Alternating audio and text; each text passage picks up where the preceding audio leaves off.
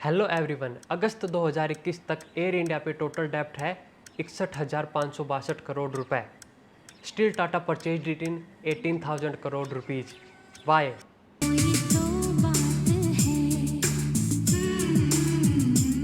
और 18,000 का 15% will be as cash and 85% will be as a डेप्ट क्लियरेंस, यानी 15,300 करोड़ रुपी। 61,000 माइनस 15,300 यानी 46,265 करोड़ रुपए अभी भी डेब्ट है, अभी भी एयर इंडिया पे कर्जा है। कई लोगों का मेरे पास कमेंट आया कि भी टाटा विल पे ग्रेजुअली। सच में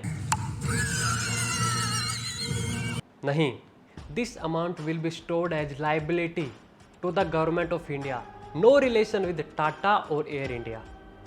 this statement was released recently. ऐसा क्या हुआ कि जून 2017 में government decided privatization of Air India and companies are invited to sell its 100% ownership. जिस 7 कंपनीज ने अप्लाई किया, जिनमें से टाटा भी एक था, 5 को खारिज कर दिया गया क्योंकि उन्होंने एलिजिबिलिटी क्राइटेरिया पूरा नहीं किया। लेकिन खास ध्यान देने वाली बात यह है कि वाई टाटा में ऐसा एक्स फैक्टर क्या था कि भाई 1990 के बाद में ऐसा क्या हुआ कि भाई डिक्लाइन होना स्टार्ट हो गया। ऐसी कंपनी एयर इंडिया जिसको 2007 के बाद में हर दिन 20 करोड़ रुपए का नुकसान हुआ and still Tata purchased it. Why? क्यों? किस लिए? Let's see. कंपनी के चेयरमैन श्री जे.आर.डी. टाटा ने इस जहाज के बारे में बताते हुए कहा, Tata Sons SPV has emerged as the successful bidder for the sale of equity shareholding of GOI in Air India. 1932 JRD. Tata, जो कि रतन टाटा के फादर नहीं है, misconception, inaugurates India's first air service as a pilot.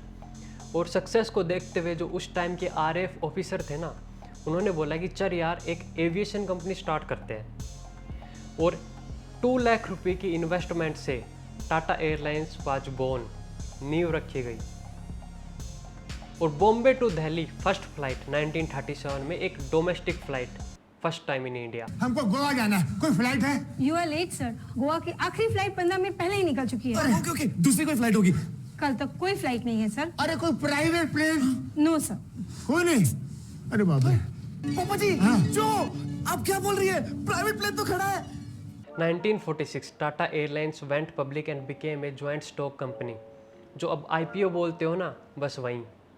और फिर इसका नाम चेंज करके एयर इंडिया रख दिया गया, Tata airlines to Air India 1946 में। और भाई फिर 1947 में Tata proposed government to take 49% of the company, 25% with Tata and the rest publicly subscribed. लेकिन गवर्नमेंट बेवकूफ़ थोड़ी ना है भाई, वो बोले कि 51%, 2% मोर, ताकि डोमिनेंसी तो रहे। और फिर गवर्नमेंट ने 1948 में एयर इंडिया इंटरनेशनल स्टार्ट की, जिसकी फर्स्ट फ्लाइट मुंबई से लेके लंदन तक थी। और फिर 1953 में कुछ ऐसा हुआ जिससे एयर इंडिया के बुरे दिन नज़र आने लगे थे। Nehru government decided to nationalize the airline company. JRD. Tata ने अपोज किया, जवाहरलाल नेहरू को रिक्वेस्ट करी, लेकिन भाई जो 51% डोमिनेंसी थी ना, कहीं तो यूज करेंगे उसको। और कंपनी को कोई फ़ायदा नहीं हुआ, गवर्नमेंट को कोई फ़ायदा नहीं हुआ, जिससे कंपनी डूबती चली गई। और फिर 1986 में Ratan Tata was appointed as chairman of Air India.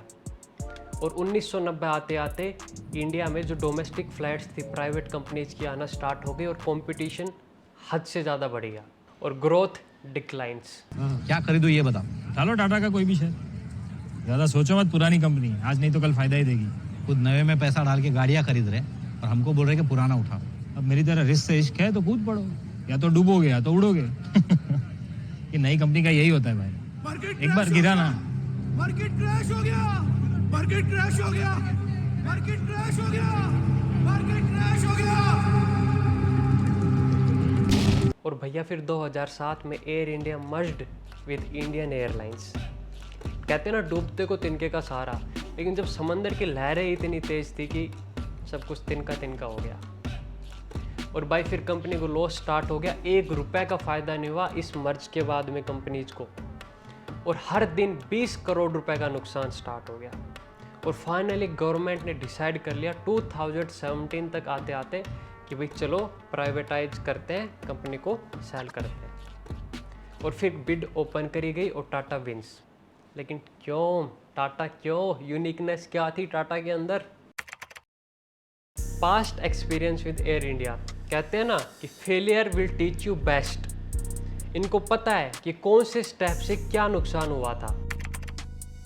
Tata currently runs Vistara with Singapore Airlines and Air Asia with Malaysian Airlines, यानी they have good grip in aviation industry. And the last one, emotional connect.